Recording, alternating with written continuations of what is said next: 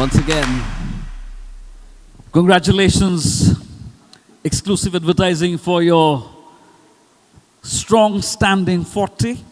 They say life now begins at 40.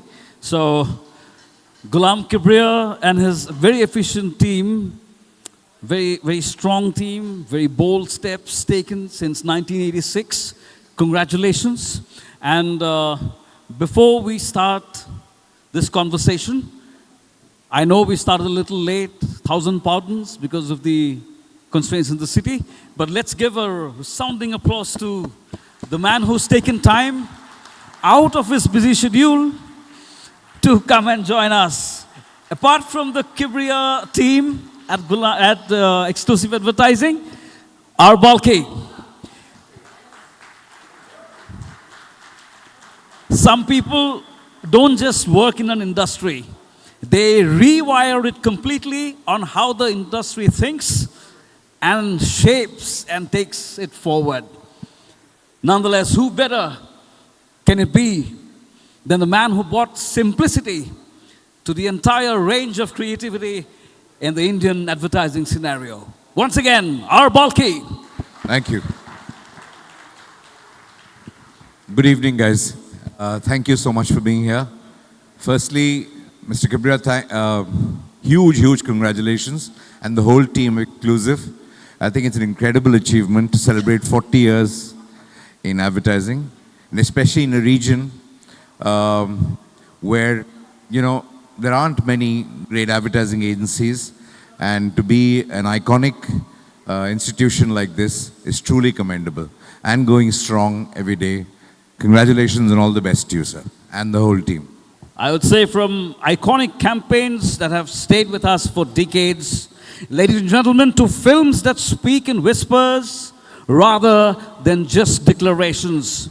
It is my absolute pleasure to welcome a mind that has constantly blurred the line between advertising and, of course, storytelling.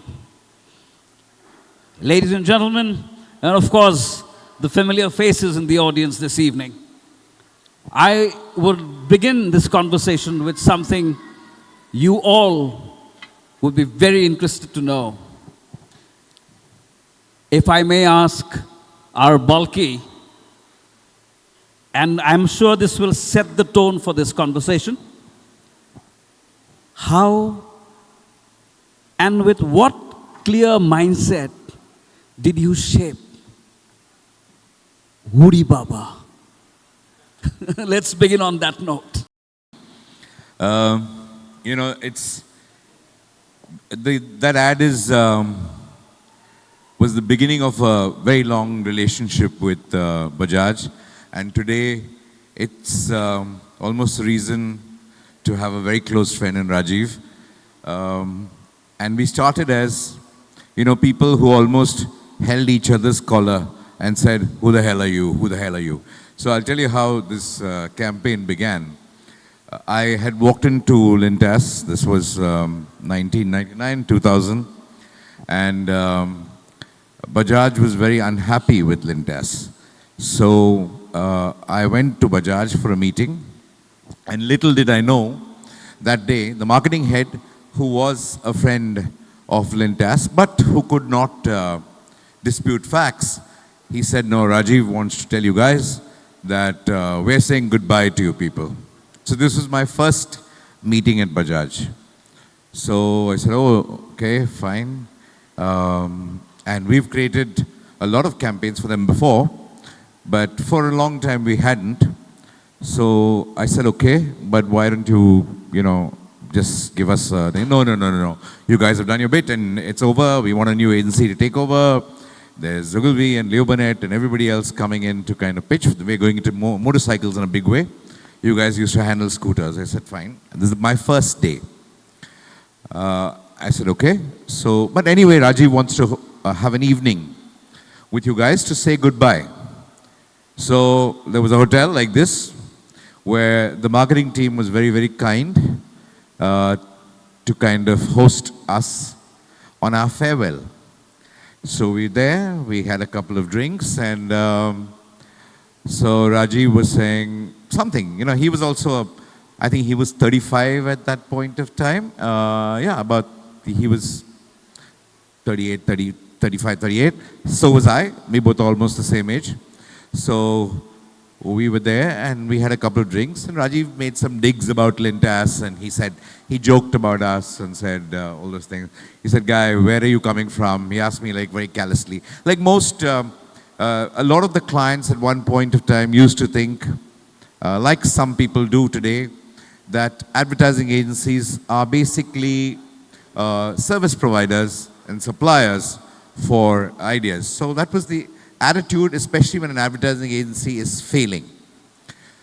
So this was my first meeting with Bajaj. So I said, okay.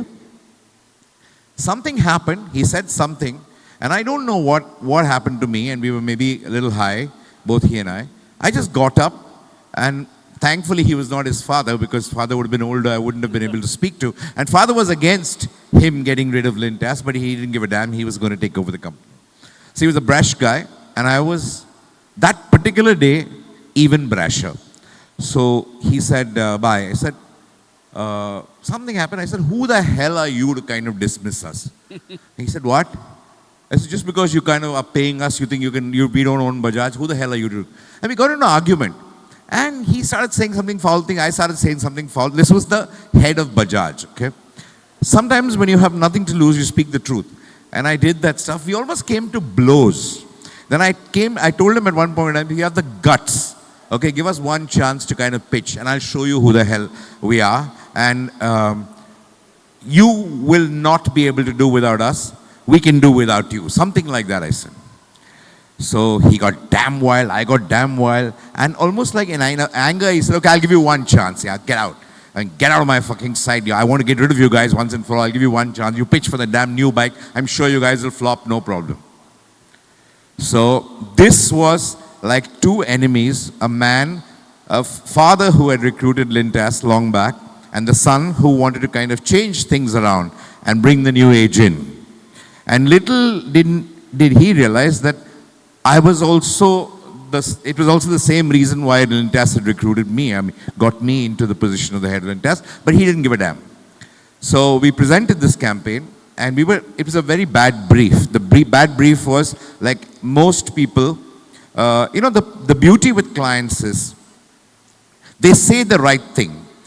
For them, the product is life and death. Every client, a toothpaste, you make a toothpaste, you make a building, you make a motorcycle, that's your life and death. For an advertising person, that is not their life and death. If it was, then they should be making those things and not be in communication.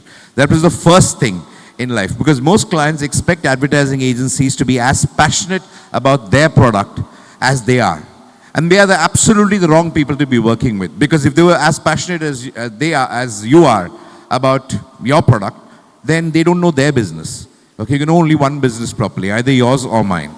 So I know about bikes, I've ridden bikes, so I didn't know about the engineering of bikes and things like that. So he, as all clients do, they said, this is the best bike in the world. I said, well, how do you mean this is the best bike in the world?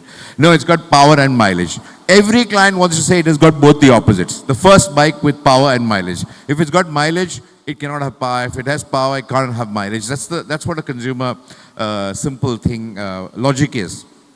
And no, they kept insisting it's got power and mileage. You guys can't crack it. What the hell are you talking about? So that was the team between the marketing team and the planning team.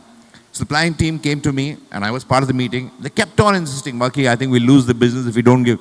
And like all creative people, generally like to have a single-minded brief and things. And I kept on pushing on. I said, rubbish, yeah, you guys are asking for mediocre communication. You're pandering to clients. You're doing all the shit that creative people normally tell the business people. I did that.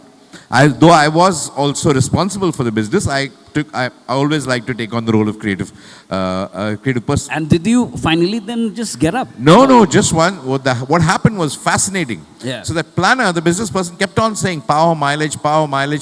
In anger, I told him, what the hell do you think? This is some bloody hoodie baba or something bike or what? It's going to change the world. And he said, I don't know what it is. It's power and mileage. I just stopped him. I said, what did I just say? I said, hoodie baba. Yeah, it sounds big. Yeah, it sounds like the impossible. Let's just use it. And that's all. All my argument went out for a toss because I just needed a word which didn't say power and mileage, but it communicated it was something very different. Yeah. Something big. So I had no ad, no nothing. So here was a man, I had gone to the pitch. This man, this is the MD of Bajaj, sitting out there, ready to sack me with 20 people around him. And I don't know what to do. How do I do an ad for Hoodie Baba without going and shooting them? So I said, Rajiv, okay, bye-bye guys, see you. Maybe last time I'm coming. But I've got an idea. May work, may not work, I don't know. But I think this is what it is. So I just in the air, I just told him one image. And I said, Hoodie Baba. That's this. With your empty hands. Empty hands. Yeah. And he just looked at me shell-shocked. As a man, as a client who has made a fantastic bike, he expected reams and reams of copy to say, power, mileage, that stuff, how incredible. And I said, Hoodie Baba. He said, so what will be the film? I just said they can do lots of films on Hoodie Baba. So I said, there's some stories I told him about just the track of Hoodie Baba, Hoodie Baba, Hoodie Baba, Hoodie. That's all I told. I actually sung it like that. You know, this is where agencies underestimate clients. You know, I thought he didn't get advertising. He wasn't intelligent enough to have us. He just wanted to sack us. That man, that one day he gave me one look. He whispered a couple of things to his people, and I thought he was going to sack us. And he asked me one word. He said, do you know what it means? I said, I have no clue what it means. It just sounds Hoodie Baba. Is it a bad word, Balki? He asked me. I said, to the best of my knowledge, it is not. It's not a bad word. So he said, give me 1 minute. I think he went to the loo and he came back. And he said, okay guys, let's shoot the ad. That's an incredible vision. For a person to get, he didn't even like me. He was not my friend. He was my this thing, but he just got the idea of that. From that day, we went on to relaunch Hamara Bajaj. We went on to do Feel Like God. We went on to do Ulbin Biking. We went on to do Discover India on 1 liter. We went on to do so many things after that. And today, he's one of my closest friends in life who knows more about me than even I do sometimes. This is how a relationship with a client started with this ad. And that's why I gave you a long story about the speciality of that. Sometimes, when you get something, I think you underestimate the other side. They also get it. You know, they get the vision because they are as hungry. They're more hungry for their brand than you are. So that's what I learned from Rajiv on the very first day I met him. Thank you. So that's, I think, that set the pace for the evening. It's a fragile space, advertising. Fragile space where the truth survives or it just gets edited out, right? But yeah, it's a chance that you take. yeah, it's a chance to take. But let's not be polite tonight, Balki. Do you feel the industry today is thinking less and producing more? I'm not sure the industry is producing more. I think we produce a lot of it. See, I always believe that great work is done when a client, when the agency earns the trust of a client, and the client honors and respects that trust. And just because, I always tell marketing people, I used to tell a lot of people who argued with me, sometimes CEOs of companies too, who didn't own the companies. Rajiv, in this case, owned Bajaj. Many CEOs don't own the company. They're employees just like I am. So I just told him there was one marketing person I said this to. I said, why are you so, you feel you're doing me a favor. You're not doing me a favor. You're not paying me money and I'm not taking the money. Your building is paying my building. Both of us are employees. Our trip is to get this absolutely right. It is not a financial transaction between the two of us. Okay. You know, just remember that. And sometimes that works because then the purity of purpose and what you're trying to solve is very clear. Because it's very important to understand this, because I really understand and respect clients who truly understand advertising is a gamble. Advertising is not a science. Anybody who tries to tell you that advertising is a science is misleading you. There is a science to get somewhere close to the area that you want to operate in. That's all science can bring you to. Finally, advertising is a gamble of intelligent people. It's a gamble. And if you're not willing to gamble on that, you should never advertise. Yeah. Because the moment you try to be too sure of advertising, you're actually kind of reducing it to nothing. You will be taking the biggest risk if you don't take a risk in advertising. And that's been proven right across. And if you don't understand that, I don't believe we should be in advertising. And I also believe that the fact that clients and agencies working together on the same brand for a particular period of time, that's how great brands are built. Great brands are just not built on an idea. Great brands are also built on an idea being protected. And to protect it, you need similar teams working together. A consistent team working together on both sides, at least for a period of time. What happens today is there's a constant change on both sides. Yeah. Because the businesses are, the turnover of people on both the marketing side and the agency side is so high. You see new people kind of coming in to think everybody wants to do something new. Then you end up destroying a brand when you want to do something new without thinking it through. So sometimes I just believe that you need the same people working together. Yeah, I understand. But ladies and gentlemen, please also put your thoughts together in what is in store for Balki. Arrange your thoughts so that we'll open the house very soon. As it is, we're a little late today to start off. But I want to still ask you, has advertising become safer than it should be? And are we protecting brands or are we protecting ourselves? I don't think you can protect yourself without protecting your brands. Okay. I think sometimes you just want to save your job but you're actually depriving yourself of a better job actually. Okay. If you kind of do well, you'll actually get a better job. People never think of that. I just think sometimes the pressure is self-inflicted.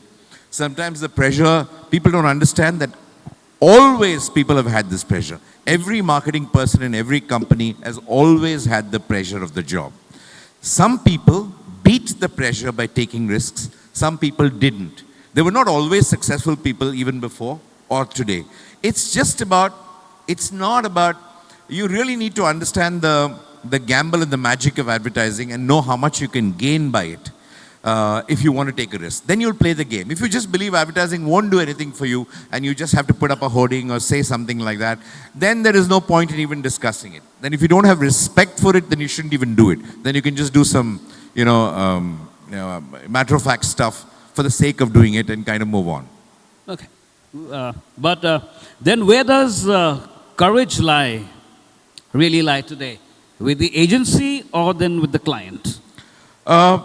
I think courage lies finally with the client only, but for the client to be courageous, the agency has to be courageous first. And I'll give you another example of it. It's a great story. When we did Idea, what an idea, Sergi, with Abhishek, I went to Sanjeev Aga, who's the head of Idea. I remember the first time I met him, and I told him, this is the campaign, Sanjeev.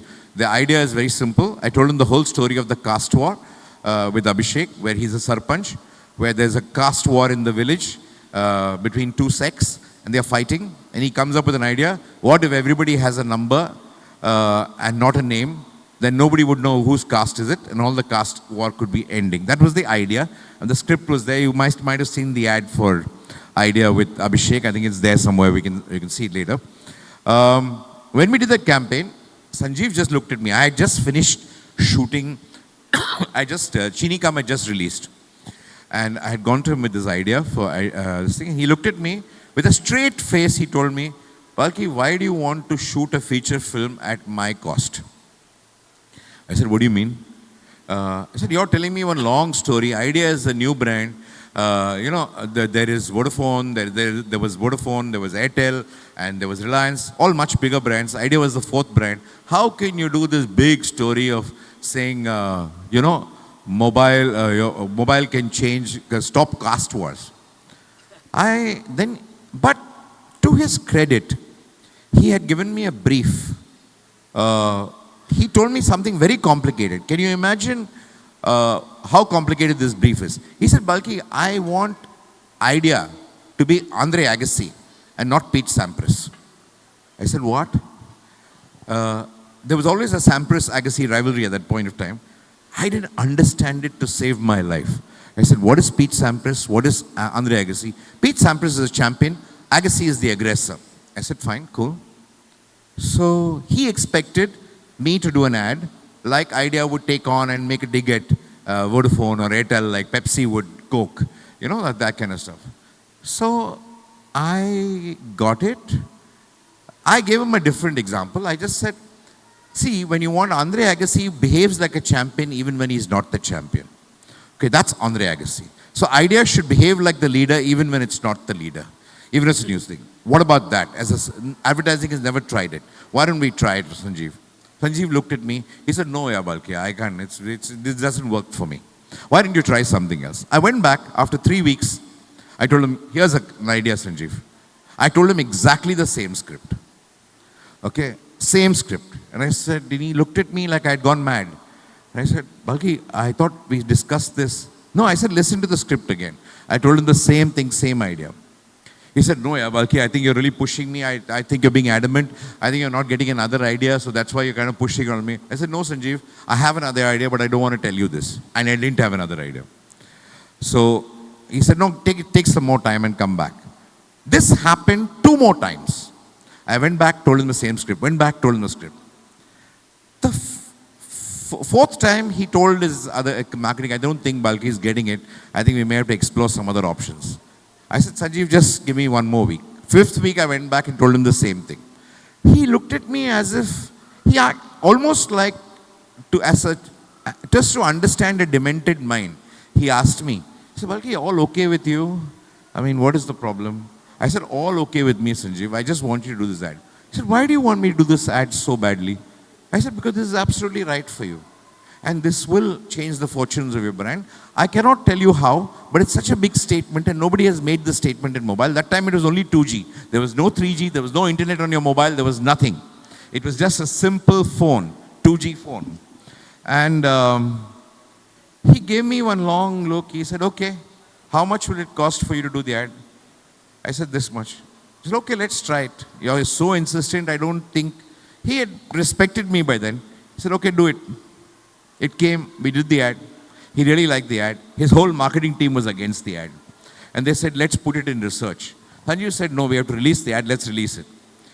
They released it, 1 week it ran, and the marketing team came back to him with research saying that, sorry Sanjeev, this doesn't work, consumers don't like it, it doesn't cut through, nothing of the sort. All research was done. Sanjeev looked at me, I looked at him, I said, no Sanjeev. So Sanjeev looked at them and said, what was the weightage that you kind of gave the commercial? He said, we put for 60 seconds so many spots in this thing. He said, double the spots next 2 weeks, just double the spots, double the money that you're going to spend in 1 week. And he went away. And I also went away. 10 days after that, that ad changed Idea's life. Because from Kumar Mangalam Birla, from everybody else, Idea went through the roof. Distributor, dealers, everybody kind of called them, and it was taking off. It was really a most talked about kind of brand in 10 days. It was not because of the courage that I had. It was because of the courage he exhibited. I can have whatever courage. I only lose a client. He loses hundreds of crores based on that stuff. The courage comes from him. Pushed, I can only push. I have to show my conviction in an idea for him to have the courage to put it. So it requires from both sides. There are many, many examples like that in life where an advertising person has to communicate rightness to a client. Because clients are also not supposed to know your business as well as you do. They are supposed to know their business. Most clients erroneously think that they know your business as well as they know theirs. Because advertising, anybody can do advertising. Everybody thinks they can do advertising. And it's so easy when you see a lot of ads, you can say, I could have done that. Most people can say that.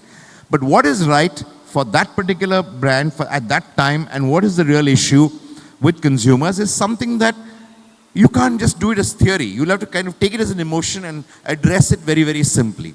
That's what you get specialized in communication. And therefore, I believe for these relationships to happen, it could be a simple hoarding. It could be a simple kind of a print ad. It could be a simple banner. Everything takes conviction. It just does not mean it needs to have spent 100 crores. Even if you're spending 10 bucks. Imagine, like we were just talking yesterday, if I were to do a short film, let's say it costs 10 lakhs to do a short film. You know the kind of questions that a platform asks for me to do a short film for 10 lakhs. But here in advertising, a client is paying you, forget the production cost. He's spending 50, 60, 70, 80 crores behind that, whatever spot that you're producing. It's far bigger than any feature film. It's far bigger than the budget of most other kind of content that we all talk about. That's the kind of stakes involved in advertising. And that's when advertising really works, when the stakes are high. Yeah, that also, with that stake coming in and with the Northeast perspective and also in exclusive advertising, Balki, let's bring this more closer to home. For decades, this region has been visually very, very rich. I hope you agree with me. But narratively, underexpressed, right? So what do you think is the way forward then? Especially for houses like exclusive advertising. Yeah, I think this region is possibly, like I told the students in the morning, I think this is the hope of advertising. Forget anything else. Because I'm not just talking of the talent here, I'm talking of the opportunities here. Because this is a very underexpressed region in this country. And this region has more culture, more richness for the rest of the country to tell stories about. If I were to tell a story for a brand based here, it would be more noticed and exotic and more different for the rest of the country. So I always look, when I came here, and I've always been kind of so interested in this region, but you end up traveling far less when you don't have work. It's so rich. I don't know so many things. Yesterday when Shana was telling me about the stories in this kind of place, it is so fascinating. This could be the next big thing. And I always believe that when exotica and newness is the biggest currency in advertising, this area is exotic for the rest of the country. And that is huge wealth. Yeah. Any area that is exotic should not complain of being underexpressed, should actually laugh and say the gold is coming. Because I think in terms of communication, in terms of stories, I think the rest of the nation is going to explore this kind of region for freshness, which is almost missing. There's a lot of staleness in terms of storytelling, in terms of emotions, in terms of cultural insights in a lot of places. This is underexpressed. That's where the richness is. Yeah, on the same lines again, then why do you think the Northeast still only appears as a backdrop rather than a voice in mainstream advertising? In the process, I would like to bring in this, that we speak so much about content these days, but are we losing the idea in the process? No, I just think since we have so many marketeers here. Yeah, that's what, with so many clients sitting here, past, present, future. I think it's about everybody wants to be, we define our businesses differently, and the market doesn't permit you to kind of invest as much in advertising as national brands do and everything else do. But, you know, I realized something very fascinating. I was doing an ad for Bikaji recently with Amitji, and there was a product called, it's a small kind of a bhujia, it's a kind of a mixture of a very spicy thing called Tikka Tufan. It's only sold in Assam. I said, yeah, it's only sold in Assam? What a great way to advertise. If you want to eat this stuff, go to Assam. Okay, I believe local brands are the nation's desire. A small outlet in Bombay called Benne, they just make dosas, Bangalore style, and put butter on top of it. And they have a shop this small in Bandra, this small. And they just serve 5-6 things. They're quite cheap. There's some 100 rupees for dosa, coffee, everything put together. And in Bandra, 100 rupees for a dosa, idli, vada, whatever stuff. That's all they serve. The first time, because it's Benne, and because very well made, simple thing, imported from Bangalore, a dosa that's available in every street corner, Udupi in Bangalore. suddenly became an exotic thing. And today, Bombay stands outside as a 1 kilometer queue outside a small shop in Bandra for a dosa. It's a cult place. So today, the most happening food in Bombay is benne dosa. And there's nothing different about that dosa from the dosa I've eaten all along in Bangalore all my life. I was laughing my guts out. And there are two Bangalore guys who did this. Two Bangalore people have come to Bombay and opened a benne dosa. It is the time to kind of really tease the country by saying, I have something exotic here, do you want? There is not a great Assamese restaurant in Bombay. There is not great northeastern food in Bombay. Today I went to an authentic Assamese restaurant, thanks to Shanab. What beautiful food, what flavors, what lovely kind of food. We don't get it. It's a chance to make it a cult. How do things become a cult? Things can't become a cult by writing articles about it or whining about it. It's just one experience. Food, cinema, music, these are things to make people desirous of amidst some kind of culture. And you have so much of it. Why can't you create your brands as secret local brands, which the nation aspires to kind of have? It's a great thing. You don't have to be a national brand. Let the nation come after you. Let it become a cult brand here. I buy that totally, Balki, that the nation come here. But in that case then, what do you think is one thing the industry is doing wrong? Is going wrong? At least one way, if you think that the industry today is going wrong, be it content, be it whatever. But yes, we've been visually so very rich. Yeah. I don't think you can say anything is going wrong. It's going wrong across the country. It's not going wrong here or anywhere else. Across the country. If there's one thing going wrong with the industry. I just think they've lost the... Content-wise. You know, I just think that doing advertising without really knowing the potential of advertising even today. Just because we think of, oh, advertising scenarios changed. We're into social media. We're into this. We're into this. People confuse it with AI, which has nothing to do with advertising, but in terms of it's a tool. But people say a lot of things to say viewer attention is no longer the same. You can no longer tell stories the same way you kind of do. And to them, I have a simple thing. Wherever you are, you're still going to tell a story. Whether the story is 10 seconds long, whether the story is 15 seconds long, or the story is a print ad, whether the story is a hoarding. The hoarding still has to be attractive. It's got to be more attractive than the ugly buildings around it. Only then will your hoardings be watched. Most hoardings are as ugly as the buildings on which it is standing. How are the hoardings going to stand out? Most print ads are lost in the clutter of the newspapers. How is it going to stand out? Why you even put it? The first thing is stand out. Today it becomes even more imperative for you to stand out and be different and be sharp. Whereas I see a regression in people being so scared about, hey, advertising may not work, and they say the most boring things, and they want to say everything again in a print ad or a hoarding. But you don't even get noticed. So you're actually even being worse. Yeah. I actually see advertising having gone back about 10 years in the last 10 years. It's very strange. You're taking far less risks because you're confused by the media. Then don't do it. Till you're very clear of the media, don't do it. First find out how to get a customer to see you, to notice you. Don't not solve that problem and start demeaning the ad by making it boring. That's my only advice. Yeah, other thing is on content again. People are getting impatient, people are getting restless. We've seen that. You've seen how the young generation today is only engrossed with reels. We discussed this in the morning today.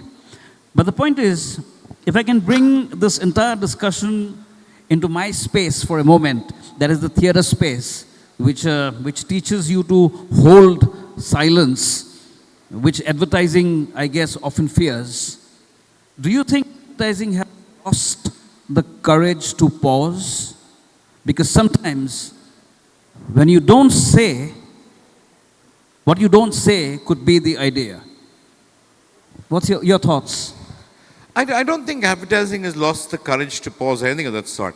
I just believe that you need to believe in advertising. Mm-hmm. Advertising can't become suddenly, okay, People are not getting it, so let's do business. Let's not lose business. I don't think it's about that. It's about just doing it right.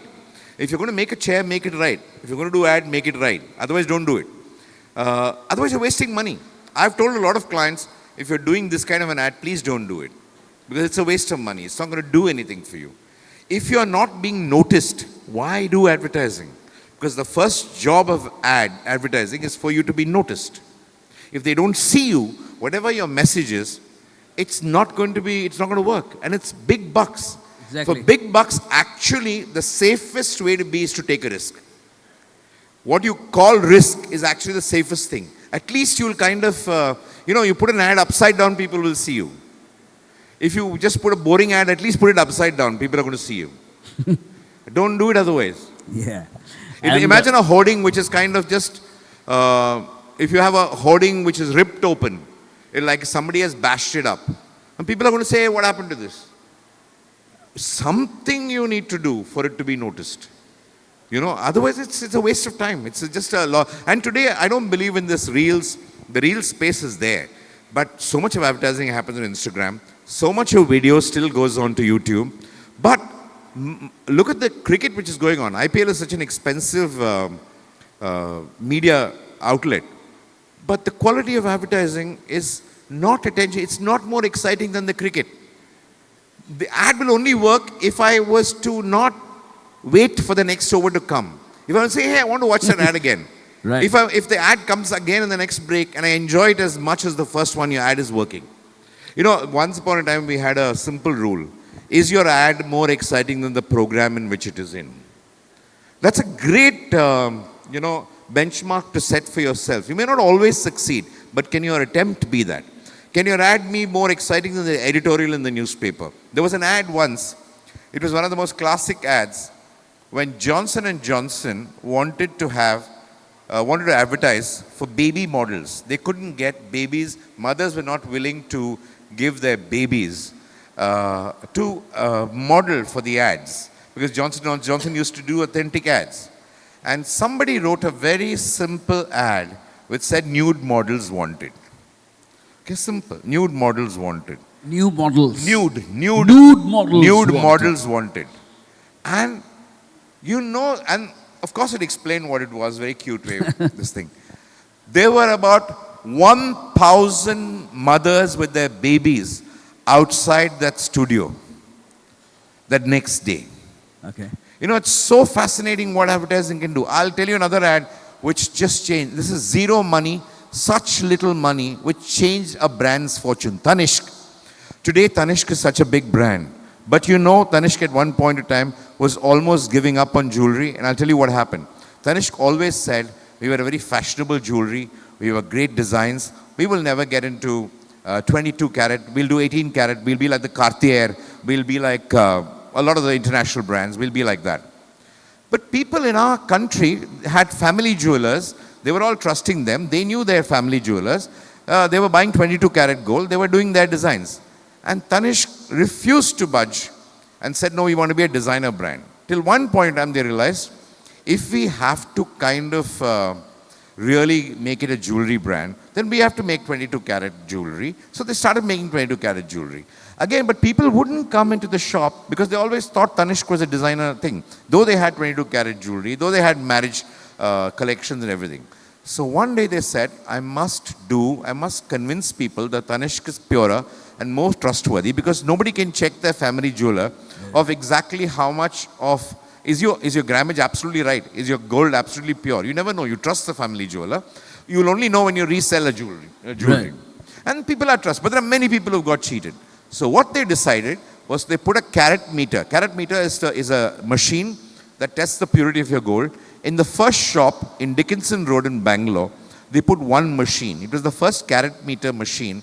I remember in 1998 or 99, they put this carat meter machine in Dickinson Road. And they wanted people to come with their existing jewelry, free of charge, come to the Tanishq room and check it out, whether it's pure or not, and go back. They put it out there and they tried to kind of, reach out to a lot of customers. Didn't work. We did a simple ad. There was a writer in my team. He wrote a very simple ad which says, "There's a thief in your family." Small little ad. You won't believe the queue outside the Tanishq showroom that day. These are queues. I'm not talking of, the success is a queue, always, according to me. So it bent right around the stuff. That's one thing. You won't believe the emotion of people exiting the shop. People were wailing at discovering their jewelry was, fraudulent. People were crying. Some people were damn happy. Some people were crying. Some people did this. Some people did that. So Tanishq gave them guarantees. They said, "We will give you guarantee forms." They gave them discounts for the next jewelry they're happening. All of them authentic. They went to their family jeweler. They started fighting with them. All those kind of things happened. They discovered it was false. The kind of transformation that happened to that brand to bring traditional people into a brand they thought was very alien and international. One ad did that. Sometimes very small monies with the right amount of creativity can change the fortune of a company. I totally agree. I totally agree, Balki. I'm almost at the end of what we wanted to bring in, because I'm now going to open the house in about the next 3 to 4 minutes, because it's my last segment. I'm keeping it very brief. So let's risk a few uncomfortable thoughts. When was the last time you said yes to an idea that genuinely scared you, if it at all scares a man like Balki? What? I'll tell you when I was really scared of an ad. When I did the Maruti Versa ad, and I'll tell you why I was scared of that ad. We did the ad. That time, Maruti was,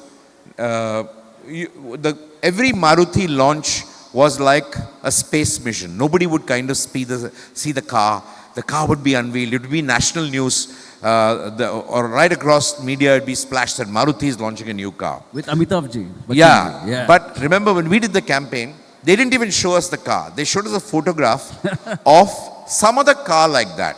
And I looked at the car and I said, "Hey, it's a lovely van." It was like a big van. I said, "This is like 2 cars in one. This is fantastic. Yeah, superb." So they also said, "Yes, it is like 2 cars in one." Nobody had, they may or may not have seen the car, but all pretended to say that was exactly the kind of car. I said, "Superb, fabulous." We all went. MD, everybody approved, everybody was damn happy. So we said, "Let's get Amitabh and Abhishek for it." Fine, fantastic. And I'm happy. We wrote campaigns. I still haven't seen the car. We're on location in Lonavala. I remember that till today. Still, the car has not arrived. Amitabh has arrived. Abhishek is there. Car has not arrived. Okay? The car is still coming on the way from Bombay to Lonavala. The first car that we are going to see, I am the advertising agency and there's the marketing team there. That was that confidential, that car. So we rehearsed the shots. He said, "Okay, let's do the rehearsals and all this stuff." So Amitji turns around. The first shot was Abhishek coming in a car through the gate and Amitabh turning around and saying, Abhishek saying, "Hey dad, check out my new car," or something like that. And Amitabh is about to get up and say something. And it's 2 cars in one. One half of it for you, one half of it. That was the ad. So finally the car arrives. So to save time, I said, "Abhishek, let's shoot." It's really kind of this thing. You get into the car right there. Okay, wherever it is. I said, "Take Abhishek to that corner of the stuff. Let him ride. It needs that kind of thing into the shot. Let's take the shot live. No rehearsals." You won't believe I have this on camera. Abhishek comes in the car and that's the first time I'm seeing the car through the camera. Car comes into this thing. "Hey dad, check out my..." Abhishek is behaving like an actor. He's gone to the car. He's come. "Hey dad, check out my new car." Amitji turns around like this. Okay. He says, "What's that piece of shit that you got there, man?" And I turned and looked at the car. That was not 2 cars in one. That was not even a full car. So I just said, "Shit. This is a disaster campaign. Yeah, this is a disaster campaign. I have made the biggest mistake in my life." So I told the marketing head, "This is wrong. This is wrong. Guy, let's stop it right now." "No chance. You can't do this because the launch conference was thing. The minister's coming, Jagdish Khattar's coming, everybody full of this." I said, "Boss, knowingly I am committing a crime. Okay, this is the first time I'm telling you this ad should not be done. But pressure, business, advertising agency has only that much. Finally, we don't want to lose Maruti as the client. If I'd walked out saying you won't do, Maruti would have sacked us next day and got one ad done, this thing. So as usual, I succumb to the fear of losing a business. So I said, okay, because the actors were there, they paid everybody. I couldn't do much. And Ad was done. yeah. It was, the launch conference happened.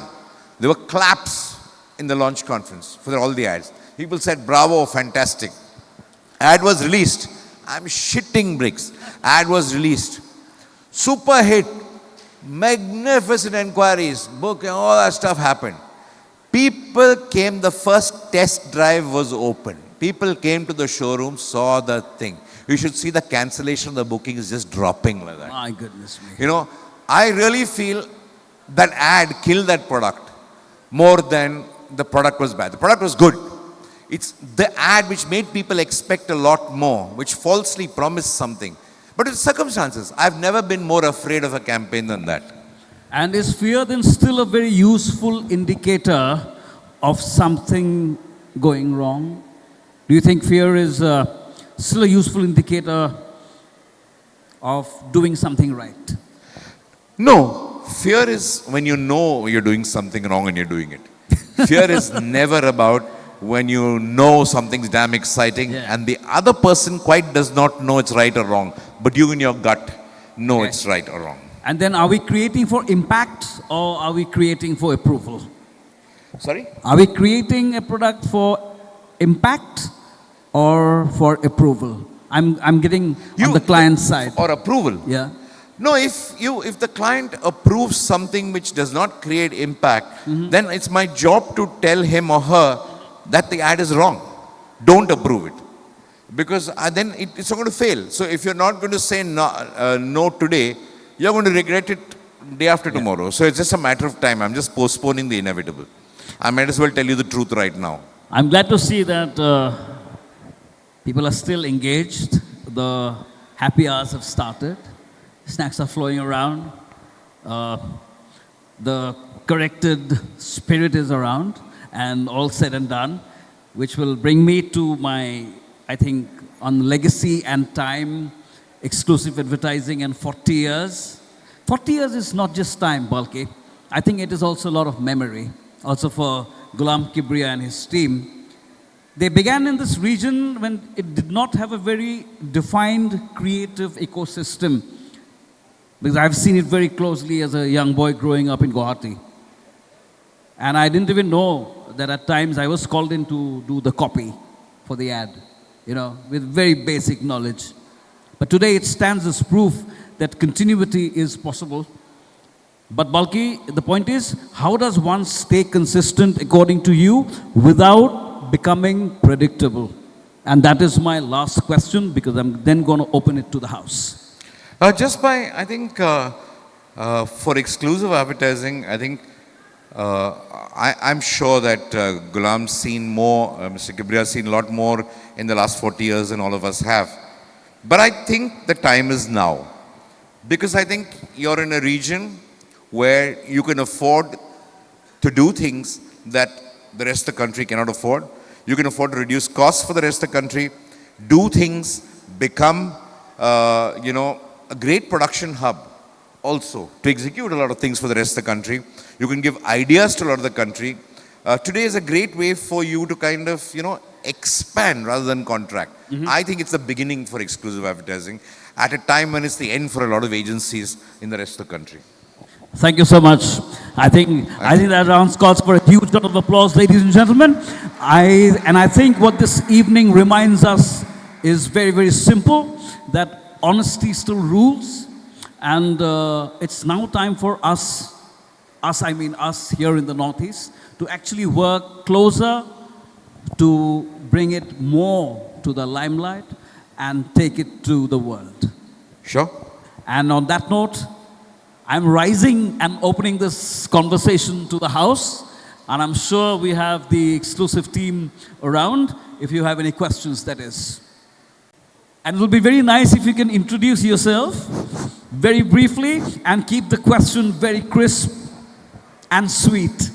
You can be Sir, no problem. You can be sour as well, he says, so you can still make it very uncomfortable. Doesn't matter. Good evening. Hi. I'm Jagdish Nath. I heard somewhere that, the amount spent in advertising, 50% goes down the drain. 50% goes? Down the drain. Down the drain. But the problem is, marketers do not know which 50%. So is it a good thing for advertisers or a bad thing for advertisers? I don't know what you mean by 50% goes down the drain. Are you suggesting that some campaigns work, some campaigns don't work? Or some ads work, some ads don't work? Or are you saying that I could have done that ad at 50% of the cost? Or are you saying that,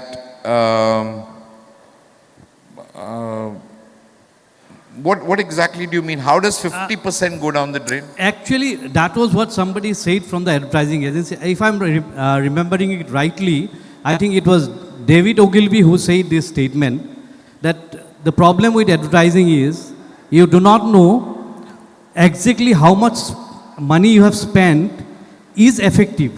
It is effective, but you do not know exactly how much you are spending is effective. So he said in that manner, and I think when a company spends around, say, 100 rupees, the return that they get, actually they can get it by spending 50 also at times. So I think that what he wanted to say by this. Yeah, my take on that is different. I believe if you've got 100 and you've got a very boring piece of communication. See, we all look at money, and I would think that the 100 has gotten you the value of 10. If you've got a great piece of communication which cuts the clutter, the 100 can be reduced to 70 or 60. So you're saving sometimes by spending a little extra in the production or the thinking or paying for the talent to create that, which could be 5. You may be paying 0.5 and spending 100 on a very boring ad. If you could pay 5, you may be spending actually only 60 or 70. It's needed to do that. Sometimes a lot of people make the mistake by saying, let me hammer the message to a consumer regardless of what the message is. You don't need to hammer it. Let the consumer allow themselves to be hammered by your message by just liking it. When they like it, they'll hammer themselves with it. Are you answered? I hope you are. And let's shoot the questions fast so that we still have some time for interaction. Mr. Kalita. Good evening. My name is Robin Kalita. Hi. I'm a retired Indian Railway Service officer. Now, when we studied economics in college, we learnt about perfect competition and imperfect competition. And one of them was monopolistic competition. We learned that monopolistic competition, you sell things through advertising mostly, and the advertisement cost is passed down to the customer. Now, one thing I didn't understand was the advertising body or the selling organization never differentiated between who can pay for that advertisement and who cannot pay for that advertisement. Because a product gets sold right from the rich to the poorest. The same product has to be purchased at a cost even by the poor. Can there not be a distinction in the type of product that the advertiser sells, differentiating between the haves and the have-nots? Okay, I am only trying to say in simple terms is that the cost of advertising passes down to every single buyer. Yeah. And the buyer can be of different categories, somebody who can afford and somebody really cannot afford. Should there be a distinction between these and then the policy of differentiating the cost or the price to be paid by the haves and the have-nots? Is there a thought on that side? Or does the government have to come in to that to ensure that people who cannot afford should be not made to pay for the advertisement because the advertisement cost is very high? Um, that's a very sociological question, which a very It is it is. socialistic, yes. But my only question is, how will even the have-nots know that there is a product like that? You know, for me to want and not be able to afford. Okay, let me say something which you didn't say and then I didn't say it, but today's world, people are made to choose because of the advertisements they see. They do not know anything about the product, but just by the advertisement they go and they choose the product which may not be the right product actually for them. But they do it because they know nothing else, they only see the advertisement. In a way, it is unfair. It's unfair to the buyer because he is not given the choices correctly. He only sees the big hoardings, the big... Okay, I got what you're saying. I'll tell you very simply. That way, I think, you know, advertising for anything, advertising may be the cause of all the diseases in the world. And I'll tell you why. Because you don't need jeans, you don't need cars, you don't need chips, you don't need soft drinks, you don't need a phone, you don't need anything actually in life. Advertising creates need. Why creates need? It gives somebody else one job to do. It has some other company. It's actually a fuel for the economy. But the way our economy is structured, you don't need most of the products that we all buy. Okay, we don't need it. But what do we do? How do we live? How do we kind of help each other kind of live? How do people earn living? How do they kind of sustain themselves? If somebody buys, only then somebody else has a job. So we can all curse advertising, but without that, without creating demand, how does the world move? Not the way it is right now, the world can't move. We all need to live in a very different world, not a capitalistic world at all, for it to kind of move.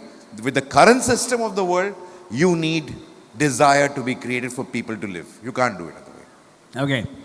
Thank you. Thank you very much. I'm sure that you're coming in, the next questions are coming in. We'll keep only 2 more questions, but before the next question comes in, this is one thing I had saved it very close to my heart to ask him.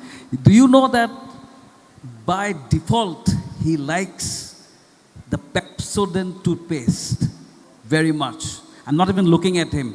Did you know that? Did you know that why he likes the Pepsodent toothpaste very much? You don't know, right? So now will you tell them why you like the Pepsodent toothpaste very much? And will you also tell them how the whole thing started? Pepsodent? Yeah. And the whole sweet thing that started with the Pepsodent shoot. Pepsodent? Yeah. Was it the Pepsodent ant that got you together, both of you? No? I was told from the grapevine and the small nightingale that came in my window that it was the Pepsodent advertisement that got Balki connected to Gauri Shinde. That way. Okay. That way. No, Now look that at was him. just, she was in the films department of Lintas, and I was the creative head, and she came for the shoot of one of the first ads that I did for Pepsodent, and that's where we met. We did a very bad ad, but we met. So that was the connect, you know. Now it's on record. There was a very bad ad we did, but she was that's not how we met. responsible for it. She was just the person represent. She didn't shoot it or whatever. She went on to shoot Tanishq afterwards. She went on to shoot Havels after that. She didn't shoot that. Because of the paucity of time, we didn't bring in the film segment, but we know his films. But we'll save that for a rainy day. But a great filmmaker. We saw a hand going up there. That'll be the second last question. Good evening. Can the microphone reach him as soon as possible? Yeah. Good evening. Good evening, sir. Where? Yeah, this side. Yeah, hi. So it's Manas Gogoi from Times of India. I am a great fan of yours. So you have created lots of classic and very great ads. Now I will not debate about AI coming in, AI doing all those. I am going one step ahead and trying to ask. AI will make very efficient ads, but will they make great ads? We'll discover it. We'll know in about 6 months. Whether AI, you're standing there, you may not even need to stand there. I think they'll be full of, maybe a lot of robots asking questions, or there'll be a lot of robots doing ads, there'll be a lot of apps kind of doing ads, doing films, doing content. I have no clue where it's going to go. Because if it's not going to be legalized, if the legal framework, if we don't set it right, a lot more than ads are going to get affected. So I think we just need to get our legal framework absolutely right. We really need to be scared of that. Correct. That's what, they will make very efficient ads. We'll get lots of ROI. But those classic ads, those Uri Babas of the world will not be created, is it? No, classic ads are, you know, what are you teaching AI? You're teaching AI to kind of imitate a human mind. When AI is finally currently studying music composers, how they kind of create tunes, and trying to create an app out of the working of the neurons in their head, you don't know what's coming very soon. Sir, good evening. I am Amit Barwa. Yeah, I'm hi. a research scholar, and I would like to ask you a question. It will be a little academic, I believe, but when you're writing or shaping characters, when you're writing or shaping characters, where do you draw an ethical line between writing characters which do justice, as in which are... I'll tell you. I don't, when you don't write with all these issues in your head. You just write, at least I write, I don't want to just put a rosy kind of a picture, but I write to always elicit a response in any emotion. If it's love, I wish it could be like that, not the way it is. If it's sadness, I wish it could be like this. If it is violence, I wish it could be like this.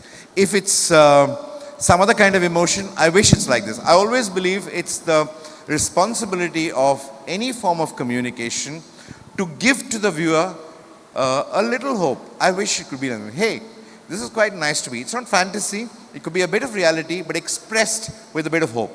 Because how many of us fall in love the way that we see in a lot of things? When you read a book, you're imagining falling in love very different from the way you fell in love. You know, sometimes when I look at Gauri and me talking, I look at her and imagine, I wish we could have been something else. You know, and that wish, we didn't have to talk like that. But in real life, you talk very naturally. But in a film, you would have a little more wit, you would have a little more this kind of thing. Every day you can't have wit in real life. You know, we're talking very real stuff. But what is cinema and this thing is to just give a little bit of aspiration is a wrong word. Aspiration is always kind of mistaken for,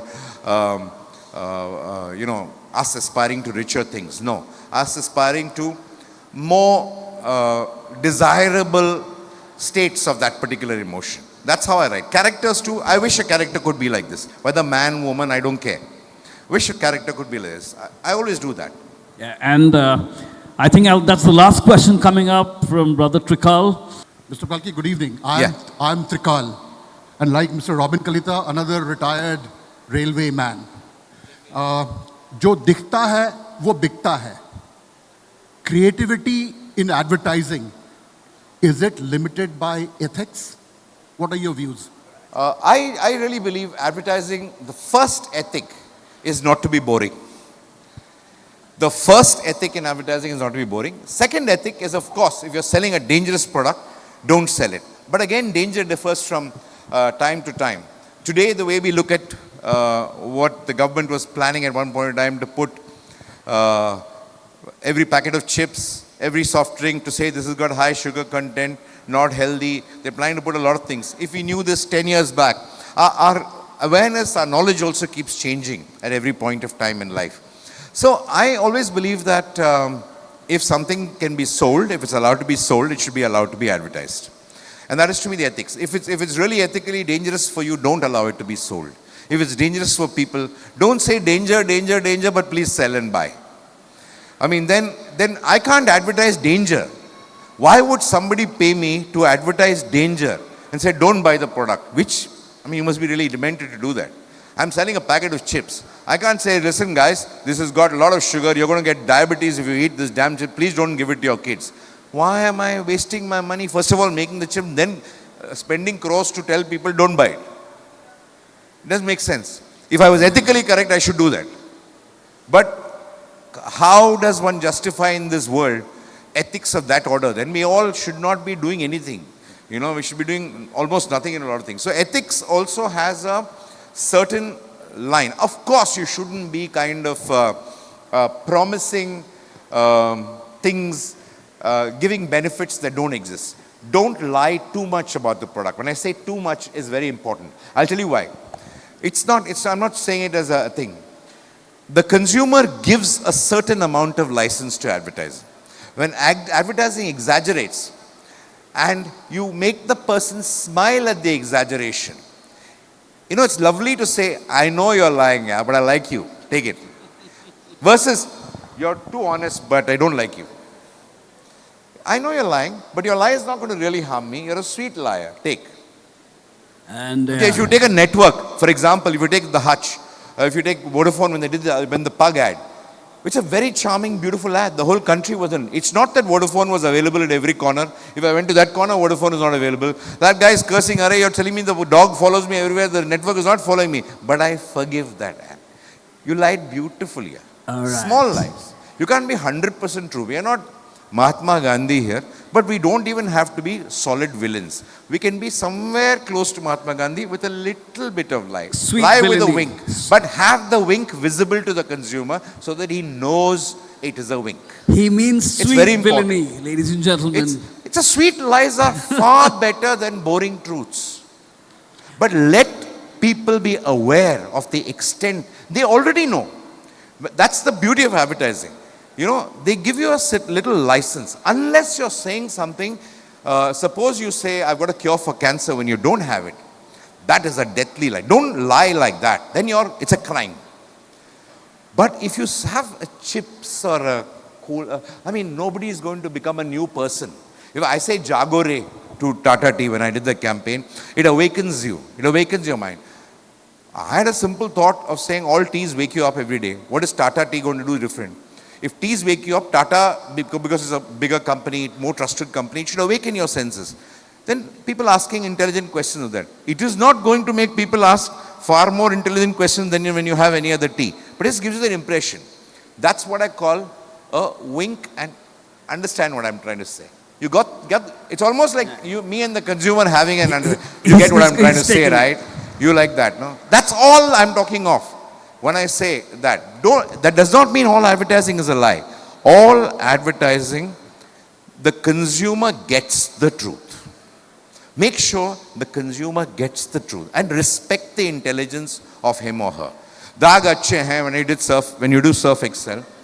There are some stains it will not remove. They get it. Okay, that's all. Hang in. Step forward. It's getting interesting, I agree. But what this evening reminds us definitely is that honesty still is the answer. Too many loud ideas maybe is not the real answer, but being attentive and being honest, being true is the answer. I'm not even touching gutka here, those advertisements. We did that in the morning, and we've heard a few young ones there. But nonetheless, what a delight it is. I'm getting a very starry-eyed look from Stuti here, who's anchoring up this whole evening. But thank you very much, Thank Balki. you, Nico. I wish artists like this were in advertising always. You should do a lot of ads. And thank you so much for taking time seriously to being a part of our happiness as well as Ghulam Kibriya's in 40 years. But what stands true is definitely honesty. Thank you very much. Enjoy the rest of the evening, ladies and gentlemen. And once again, a huge congratulations to Ghulam Kibriya and his team. Let's give them a loud applause, ladies and gentlemen, for 40 years of brilliant work here in the Northeast. Thank you and good night.